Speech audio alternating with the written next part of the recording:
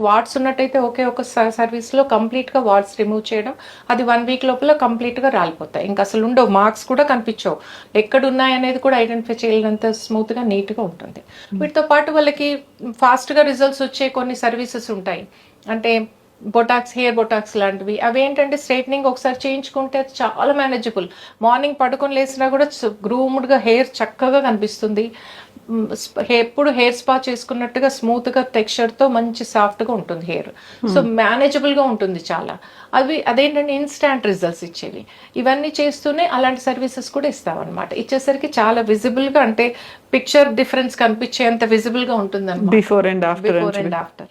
So ఇప్పుడు ఏ age వాళ్ళు ఎక్కువ వస్తున్నారు? అంటే అన్మ్యారీడ్ వాళ్ళు వస్తున్నారా, we are getting ready for marriage అనే వాళ్ళు వస్తున్నారా, ప్రెగ్నెన్సీ తర్వాత వచ్చే దానికోసం ఎక్కువ మంది వస్తున్నారా? అంటే యూజువల్గా డిఫరెంట్ స్టేజెస్లో ఇది రిక్వైర్మెంట్ ఉంటుంది విమెన్కి ముఖ్యంగా.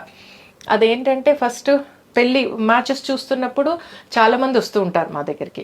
ఏంటంటే అప్పటిదాకా ఎడ్యుకేషన్ అని, అదని, కెరియర్ అని, రాత్రులు లేట్ నైట్ పడుకోవడము, చదువుకుంటూ ఉండడము, డిఫరెంట్ రీజన్స్ తో. సో చాలా స్ట్రెస్ఫుల్ గా ఉండడం వల్ల హెయిర్ ఫాల్ కామన్ స్ట్రెస్ తో, అండ్ నిద్ర లేకపోవడం వల్ల వెయిట్ పుట్ ఆన్ అవుతారు, పట్టించుకోరు వాళ్ళు, ఏ టైంలో అయినా తినేస్తారు, చదువుకుంటూ